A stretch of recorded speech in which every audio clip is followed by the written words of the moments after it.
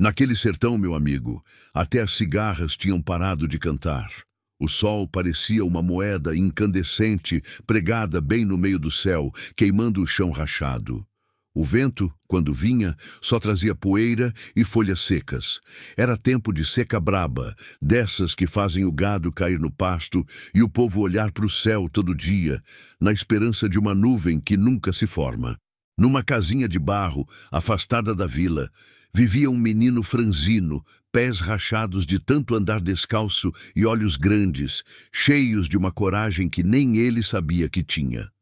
Ao lado dele, deitada numa rede já quase poída, estava sua mãe, magra, febril, pele pálida de quem já não tinha forças nem para falar alto. A água da moringa havia acabado no dia anterior, e a pouca que restava no pote estava turva, com gosto de barro. Ele sabia que o poço mais próximo estava seco. A única esperança ficava na lagoa da Serra Azul, a mais de 20 léguas dali. 20 léguas, meu amigo. Só de pensar já dava um cansaço na alma. Mas ele olhou para a mãe, respirando com dificuldade, e sentiu um aperto no peito. Não era hora de pensar em distância, era hora de agir. Com um saco de pano no ombro, um cantil quase vazio e um pedaço de pão dormido no bolso, ele se despediu dela, prometendo voltar com água antes que a noite caísse. A mãe, com um fio de voz, apenas disse: "Vai com Deus, meu filho, e não demora." Ele não respondeu. Apenas apertou o passo, sentindo o calor subir pelas pernas e o chão quente queimar a sola dos pés. O sol ainda nem estava no topo, mas já parecia querer arrancar a coragem de quem ousasse caminhar. A estrada era de terra batida, marcada por pegadas de boi e burro. No horizonte, tudo era marrom e cinza. Nenhum verde para dar esperança. No caminho, encontrou um tropeiro conhecido que vinha trazendo 2 jumentos magros carregados de sacos. "Para onde vai, menino?" perguntou o homem, limpando o suor da testa. "Buscar água na Serra Azul." O tropeiro arregalou os olhos. "Isso é longe demais, e o sol hoje não está de brincadeira. Você não vai aguentar." Mas o menino apenas abaixou a cabeça e seguiu. Não tinha tempo para conversa. Cada passo levantava uma poeira fina que grudava na pele. O cantil foi ficando mais leve, até restar só um gole. Ele guardou não para si, mas pensando no momento que voltaria e daria à mãe o primeiro gole. Esse pensamento era o que o empurrava para frente. Ao longe, nuvens de poeira denunciavam que mais alguém vinha pela estrada. Eram vaqueiros tocando um pequeno rebanho magro. Um deles, ao ver o menino, disse: "Volta para casa, menino. Isso aqui hoje é chão para homem feito." Mas ele não respondeu, só apertou o passo. O calor aumentava, o suor escorria pelo rosto e a sede já começava a arder na garganta. Mas ele lembrava dos olhos da mãe, pedindo socorro, e aquilo virava combustível para seguir. O sol já estava quase no meio do céu, quando ele alcançou a sombra de um juazeiro seco. Encostou o saco no chão, respirou fundo e fechou os olhos por alguns segundos. Mas não podia parar muito. Cada instante era uma chance a menos de salvar a mãe. E assim, com a coragem maior que o próprio tamanho, o menino seguiu, sem saber que aquele dia ficaria marcado para sempre na memória do sertão. O sol já passava do meio do céu, e o chão ardia como se tivesse sido forjado em brasa. Cada passo que o menino dava era uma luta contra a própria vontade do corpo de parar. A poeira subia e grudava no suor, formando uma crosta no rosto e nos braços finos. O pano que trazia no ombro já estava úmido, não de água, mas de suor. A estrada, antes marcada por pegadas, agora parecia se estender sem fim, serpenteando entre pedras e arbustos secos. De vez em quando, uma carcaça de animal jazia à beira do caminho, gado que não resistira à seca. Era o retrato do sertão naquele tempo, um lugar que parecia testar a fé e a resistência de quem vivia nele. No bolso, o pedaço de pão já estava duro como pedra. O menino mordeu um canto, mas logo desistiu. A boca seca não deixava engolir. Pensou em beber o último gole do cantil, mas segurou. A imagem da mãe esperando era mais forte que a sede que o queimava por dentro. Seguiu até encontrar uma pequena sombra projetada por uma pedra alta. Encostou-se nela, tirou o chapéu de palha gasto e olhou para o horizonte. Longe, bem longe, podia jurar que via um fio de água brilhando. Sabia que podia ser só ilusão, miragem criada pelo calor. Mesmo assim, aquilo reacendeu a vontade de andar. Enquanto caminhava, lembrou-se de histórias que a mãe contava sobre o sertão de antigamente, quando as chuvas vinham na hora certa e os rios corriam cheios.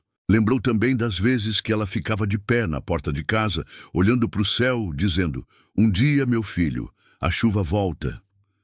Agora, era ele que precisava levar a esperança para dentro de casa. Por volta da metade do caminho, encontrou um homem sentado à beira da estrada, ao lado de um burrinho abatido. "Tá indo para onde, menino?" perguntou o homem com voz cansada. "Serra Azul, buscar água." O homem balançou a cabeça. "Cuidado, por esses lados andam uns jagunços, e eles não gostam de ver ninguém passando." O menino engoliu seco, mas não parou. Apertou o passo, como se cada minuto fosse uma porta que se fechava. O calor piorava. O suor já não escorria mais. A pele estava seca e ardente. Um zumbido constante nos ouvidos o fazia sentir que podia cair a qualquer momento.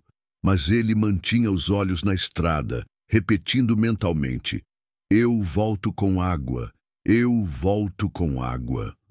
Lá pelo fim da tarde, as sombras começaram a crescer, mas o calor ainda queimava. O menino encontrou uma vereda estreita com vegetação um pouco mais verde. Seguiu por ela, acreditando que fosse um atalho, mas, ao entrar, sentiu o cheiro de fumaça. Parou, tentando entender. Foi então que, no silêncio quebrado apenas pelo vento, ele ouviu passos pesados se aproximando. O coração acelerou. Sabia que, naquele sertão, nem sempre quem se encontra pelo caminho é amigo. O som dos passos ficou mais nítido. Entre os galhos secos, 3 homens surgiram. Chapéus de couro, cartucheiras cruzadas no peito, facões presos na cintura. Eram jagunços. O tipo de gente que o sertão aprendeu a temer. O menino sentiu o corpo gelar, mas manteve-se firme, segurando o saco de pano no ombro. O primeiro deles, alto e com olhar duro, se aproximou. "E o que é que um moleque como você tá fazendo aqui sozinho?" A voz era seca como o chão. "Vou buscar água. Minha mãe tá doente", respondeu o menino, tentando esconder o medo.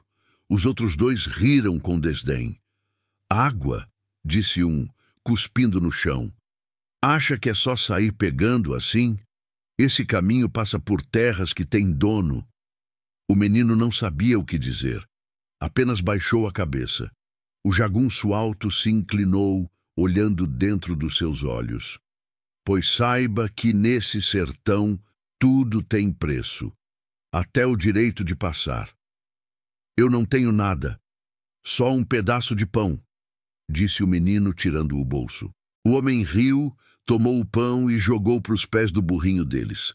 "Isso não vale nem a sombra que você está pisando", disse e fez sinal para os outros. "Deixa o menino ir. Ele não dura nem metade do caminho." O coração do menino disparava, mas ele não esperou segunda ordem. Seguiu andando rápido, sentindo o olhar dos homens nas costas. Não olhou para trás. A cada passo, o medo virava força. Precisava provar que eles estavam errados. A vereda se abriu para um descampado, onde o chão era tão branco e seco que refletia o sol poente como uma lâmina. As pernas doíam, os pés ardiam, mas a lagoa da Serra Azul estava perto, ou pelo menos ele queria acreditar. Quando finalmente alcançou o topo de uma pequena elevação, viu ao longe o que parecia um espelho dourado, refletindo o céu. Era água, verdadeira e não miragem. O coração quase pulou do peito. Desceu correndo, mesmo com as pernas bambas. Ao chegar, ajoelhou-se e encheu o cantil, a cuia e até o saco de pano. amarrando bem para que nada se perdesse. Bebeu um gole apenas para molhar a garganta. O resto era da mãe. Mas enquanto se preparava para voltar, ouviu novamente passos atrás de si. Virou-se e lá estavam 2 dos jagunços que vira antes. Eu sabia que você ia achar água, disse um deles com um sorriso torto. Agora, essa água é nossa. O menino apertou o cantil contra o peito. Não, é para minha mãe. Ela vai morrer se eu não levar. O jagunço deu um passo à frente, mas antes que pudesse fazer qualquer coisa, o mais velho dos 2 levantou a mão. Deixa o menino, disse com um olhar que misturava dureza e respeito. Tem coisas que nem a seca pode roubar. Sem entender, o menino ficou parado até que eles se afastassem. Só então respirou fundo e começou o caminho de volta, carregando a água como se fosse um tesouro. Mas o sertão, naquela noite, ainda tinha mais provas para ele. O sol já estava baixo, tingindo o céu de laranja e vermelho, quando o menino começou a trilhar o caminho de volta. O peso da água nos ombros era como ouro líquido. Cada gota tinha valor de vida. Ele sabia que não podia desperdiçar nenhum pingo e, por isso, andava com cuidado, mesmo com o cansaço mordendo seus músculos. O sertão, no entanto, não tinha pena. O calor do dia dava lugar ao frio cortante da noite. O vento trazia consigo o som dos galhos secos se arrastando e, de vez em quando, o uivo distante de algum animal. O menino apertava o passo, lembrando-se das histórias que a mãe contava sobre onças e lobos-guarás que rondavam quando o sol se escondia. Cada passo parecia mais pesado. O corpo pedia descanso, mas o pensamento da mãe o empurrava. Ele imaginava seu rosto, talvez mais pálido do que antes, os lábios ressecados, esperando aquele gole de água como quem espera um milagre. Esse pensamento ardia mais que qualquer dor. Ao longe, viu uma luz bruxuleante. Era um lampião, balançando na mão de um homem que vinha pelo caminho. Quando se aproximou, reconheceu seu Aderbal, comerciante da vila. "Menino", disse o homem surpreso, "o que você faz sozinho nessa estrada a essa hora?" "Tô voltando com água para minha mãe." O comerciante olhou para o saco, para o cantil, e franziu o senho. "A estrada tá perigosa. Sobe no meu jumento, eu te levo." Mas o menino balançou a cabeça. "Não posso, seu Aderbal. Se o jumento cansar, a água balança e derrama. É melhor eu ir a pé." O comerciante suspirou, admirado com a teimosia, e seguiu adiante. O menino firme continuou. As estrelas começaram a brotar no céu, e a lua fina iluminava pouco o caminho. O frio aumentava, e cada rajada de vento fazia a água balançar nos recipientes. Ele segurava firme, quase abraçando a carga. Os pés doíam, mas não havia tempo para parar. Foi quando ouviu um barulho estranho atrás de si. Um arrastar rápido, seguido de estalos secos. Virou-se e, por um instante, viu 2 luzes refletindo no escuro. Olhos de bicho. O coração disparou. Ele apressou o passo, tentando não correr para não derramar água. Mas o som ficou mais próximo. Então, no impulso, ele começou a correr, sentindo o líquido bater dentro do cantil. O barulho sumiu depois de alguns minutos, mas as pernas já estavam tremendo. O corpo pedia ar, e a respiração saía em sopros curtos.